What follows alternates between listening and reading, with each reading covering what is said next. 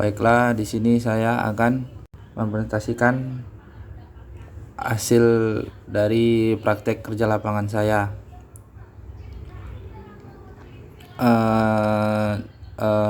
Kita mulai dari pendahuluan. Pertama, latar belakang. Salah satu komoditas penting keperkebunan tanaman karet. Karet bahasa latinnya Hevea brasiliensis, termasuk dalam genus Hevea dari famili Euphorbitaceae yang merupakan pohon kayu tropis yang berasal dari hutan Amazon. Di dunia setidaknya ada 2.500 spesies tanaman yang diakui dapat memproduksi lateks, tapi Hevea brasiliensis saat ini merupakan salah satu sumber komersial produksi karet alam. Karet alam mewakili hampir separuh dari total produksi karet dunia karena sifat unik mekanik seperti ketahanan sobek dibandingkan dengan karet sintetis. Karet alam diproduksi terutama di Asia Tenggara sebanyak 93%, di mana Indonesia merupakan negara produsen kedua terbesar di dunia setelah Thailand. Gambaran umum di Balai Penelitian Sungai Putih. Balai Penelitian Sungai Putih adalah unit kerjasama penelitian dan pengembangan perkaretan. Balai Penelitian Sungai Putih didirikan berdasarkan Surat Keputusan Menteri Pertanian RI nomor 790 KPTS/ORG/9/1981 pada tanggal 19 September 1981 dengan nama Balai Penelitian Perkebunan Sungai Putih. Aktivitas BPP Sungai Putih dimulai pertama kali pada hari Selasa 16 Februari 1982 dan diresmikan oleh Presiden Soeharto setahun kemudian, tepatnya pada tanggal 16 Februari 1983. Sarana dan prasarana di Balai Sungai Putih.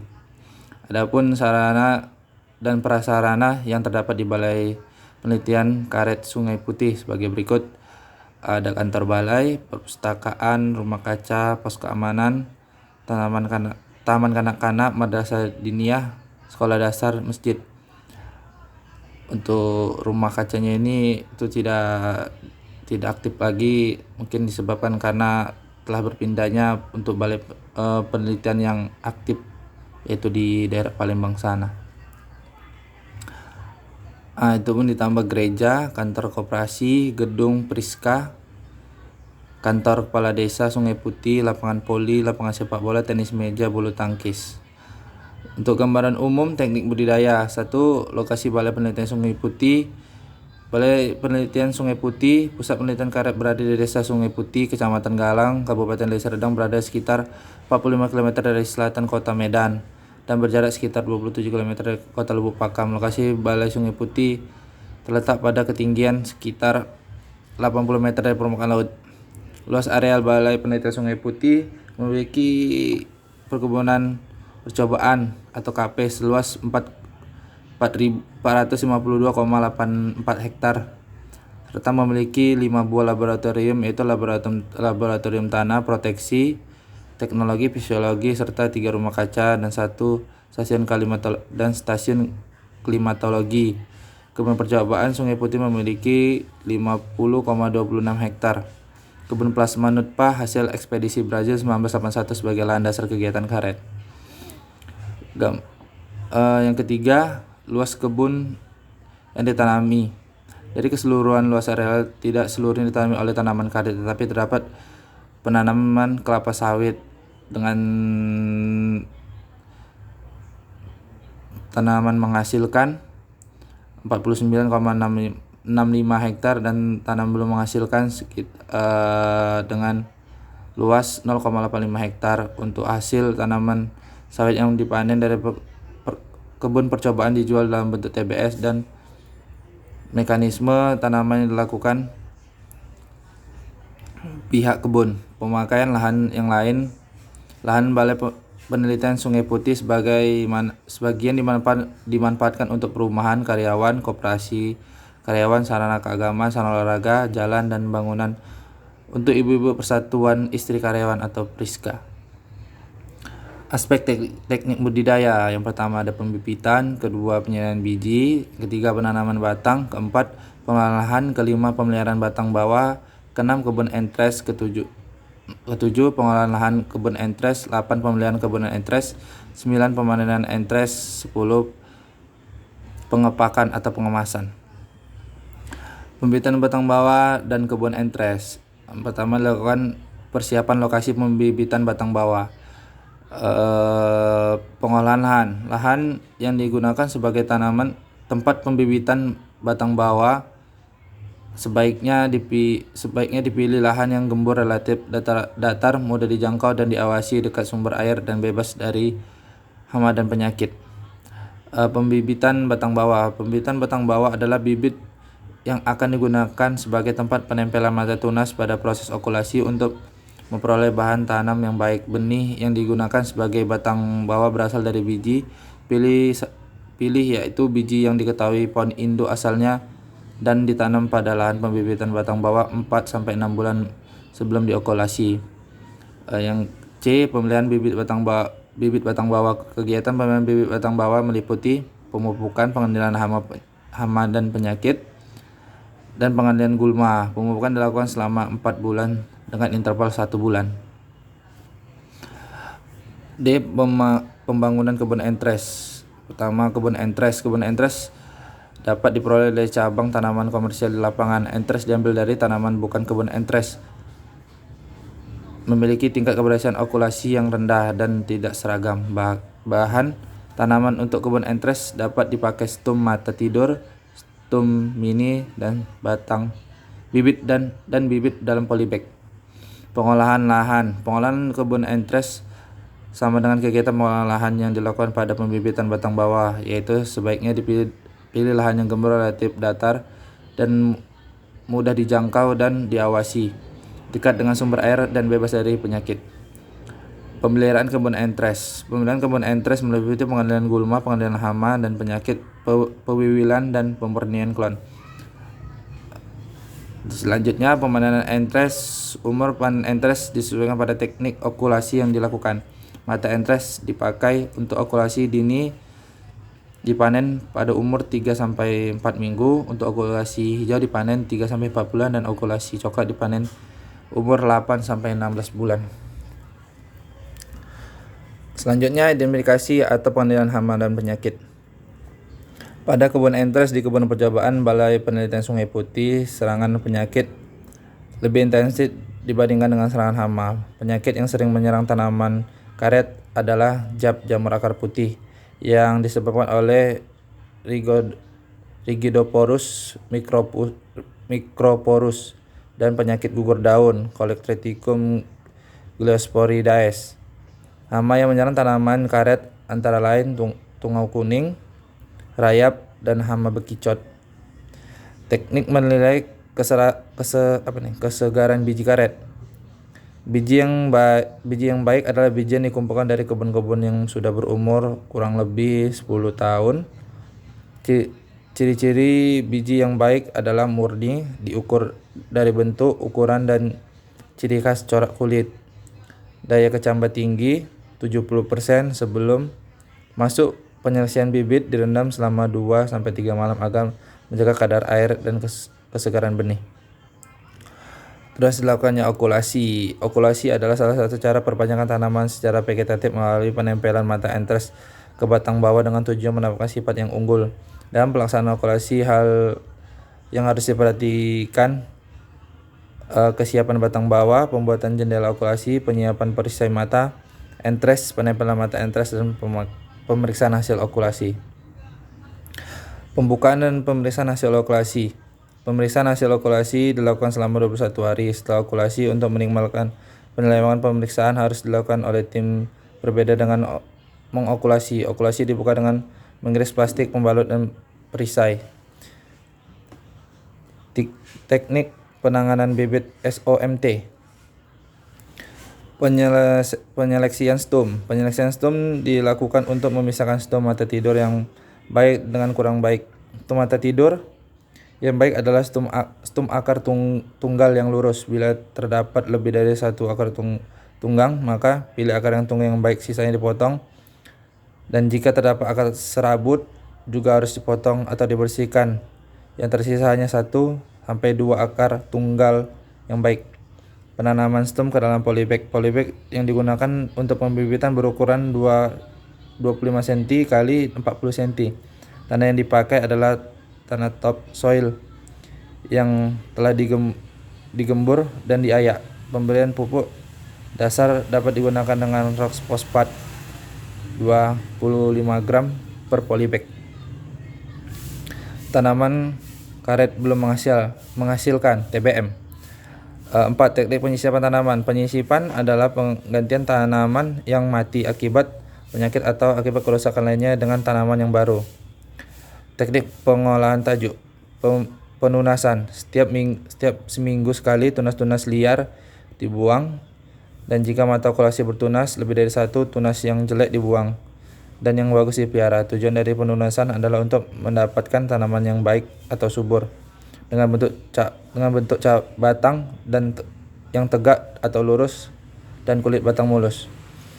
Induk cabang. Untuk induk cabang ada beberapa cara yang dapat dilakukan, yaitu pembuangan ujung tunas, penutupan ujung tunas, pengguguran daun, pengikat batang, dan penggeretan batang. Penyakit pada tanaman karet belum menghasilkan TBM.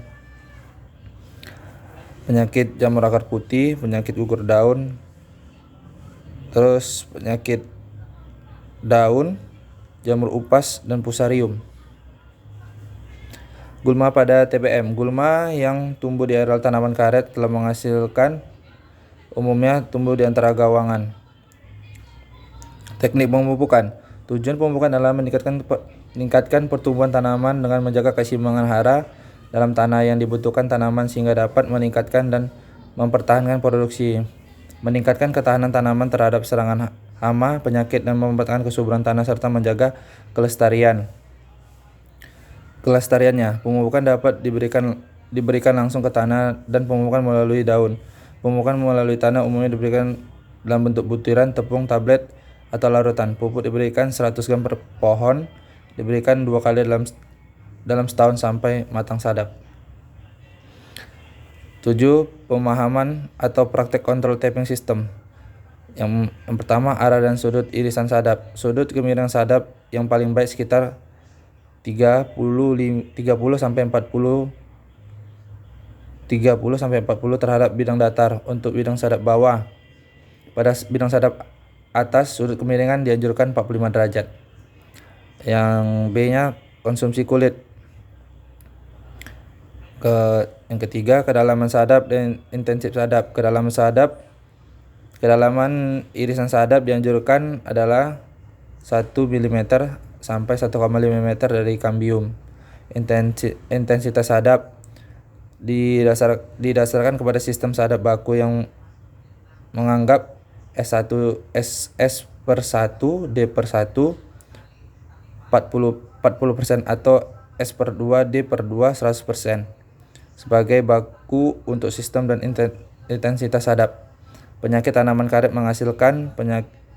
Penyakit pada tanaman karet menghasilkan, yang pertama itu penyakit moldy rot atau kering alur sadap. Tanaman menghasilkan. 1. Teknik melaksanakan penyadapan sadap bawah. Penyadapan dilakukan dengan menggunakan pisau sadap tarik dengan mengiris kulit pohon karet setengah dari lingkaran batang, dimulai dari kiri atas hingga kiri bawah dengan kemiringan 42 derajat. Kulit batang yang diiris adalah setebal 0,5 sampai 1 mm dan kedalaman kulit yang disadap 0,5 sampai 1 mm. Sadap atas dibuka pada waktu sadap batang bawah B01 setelah disadap, 5 tahun setelah sadap, atau pada waktu dimulainya sadap H02. Cara membuat sadap atas yaitu dengan pisau sadap dorong, membuat sadap dari kiri bawah ke kanan atas pada setengah bagian dari sadap batang bawah, 1/4 lilit batang. 2. Umur tanam. Laju pertumbuhan lilit batang tanaman karet TBM 0 sampai 3. Idealnya adalah 10 sampai 12 cm per tahun. Dan setelahnya ketika tajuk mulai menutup, pertumbuhan lilit batang menurun menjadi 8 sampai 10 cm per tahun. Dengan demikian, dalam keadaan pertumbuhan normal, tanaman karet akan siap disadap pada umur 5 sampai 6 tahun. Kecepatan sadap ini untuk dihitung pada tanaman A. Kecepatan sadap rata-rata pada tetesannya itu sekitar 24 tetes selama 1 menit.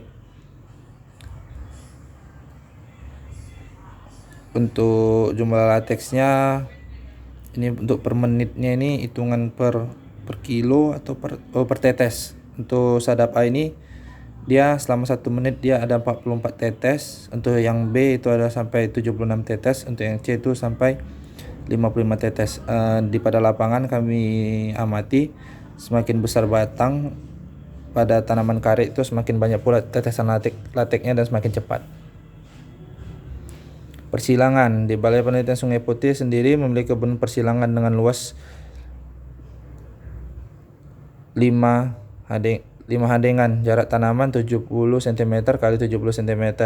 Kalau yang dipakai untuk bunga jantan adalah Apros 2037 dan bunga betina PB 260. Salah satu ciri-ciri bunga jantan, bunganya mekar, dan bunga betina bunganya dikuncup pada setiap ujung anak tangkai. Penanganan atau pengolahan hasil, cara pembekuan dan pengenceran lateks. Cara pembekuan lateks. Prosedur pengujian adalah sebagai berikut.